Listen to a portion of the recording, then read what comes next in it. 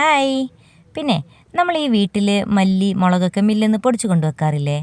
ഇന്ന് ഈ മട്ടൻ മസാല ഞാൻ മസാല ഒന്ന് വറുത്തിട്ടാണ് കറി ഉണ്ടാക്കാൻ പോകുന്നത്. അപ്പം ഇതിന് ഡീറ്റെയിൽസും കംപ്ലീറ്റ് കമൻറ്റ് ബോക്സിലും ഡിസ്ക്രിപ്ഷനിലും കൊടുക്കാം കേട്ടോ. മുളക് പൊടി, മല്ലിപ്പൊടി, മഞ്ഞൾപ്പൊടി, പെരുംജീരകപ്പൊടി ഇത്രയും ഒന്ന് ചൂടാക്കിയെടുക്കണം. ലോ ടു മീഡിയം ഫ്ലെയിമിൽ വെച്ചുകൊണ്ട് വേണം ചൂടാക്കിയെടുക്കാൻ. ഒരുപാട് ഫ്ലെയിം കൂട്ടിയാൽ മസാല കരിഞ്ഞു പോകും. അപ്പം മസാല ഈ ഒരു കളറായതിനു ശേഷം ഓഫാക്കിക്കോ. പിന്നെ കുക്കർ എടുത്ത് അതിലേക്ക് ഇഞ്ചി, വെളുത്തുള്ളി, പച്ചമുളക്, തക്കാളി, ഉള്ളി ഇതിൻ്റെയും ഡീറ്റെയിൽസ് ഡിസ്ക്രിപ്ഷനിൽ ഉണ്ടാവും കേട്ടോ. പിന്നെ കരിവേപ്പിലയും നമ്മൾ വറുത്ത് വെച്ച മസാലപ്പൊടിയും കുറച്ച് ഉപ്പും അതിലേക്ക് കുറച്ച് കുരുമുളക് പൊടി, ഗരം മസാല ഇത്രയും ചേർത്ത് കൈ വെച്ച് നന്നായി കുഴക്കണം.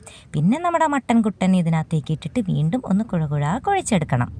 ആവശ്യത്തിന് വെള്ളവും കൂടെ ഒഴിച്ച് ഒന്ന് അടച്ച് വെച്ച് വേവിക്കാം. ഒരു 5-6 വിസിലാകുമ്പോഴത്തേക്ക് മട്ടനൊക്കെ വെന്തിട്ടുണ്ടാവും. ഇനി നമ്മൾ വേറൊരു ചട്ടി വെക്കുകയാണ്. മൺചട്ടി എടുത്ത് അതിലേക്ക് വെളിച്ചെണ്ണ ഒഴിച്ച് കുറച്ച് ചുവന്നുള്ളി അതൊരു ബ്രൗൺ കളർ ആകുമ്പോഴത്തേക്കും കുറച്ച് കരിവേപ്പിലയും കൂടെ ഇട്ട് നന്നായി തൂമിച്ചതിന് ശേഷം കുക്കറിലുള്ള മട്ടൻ കറി കംപ്ലീറ്റ്ലി ഇതിലേക്ക് ഒഴിച്ച് കൊടുക്കുക.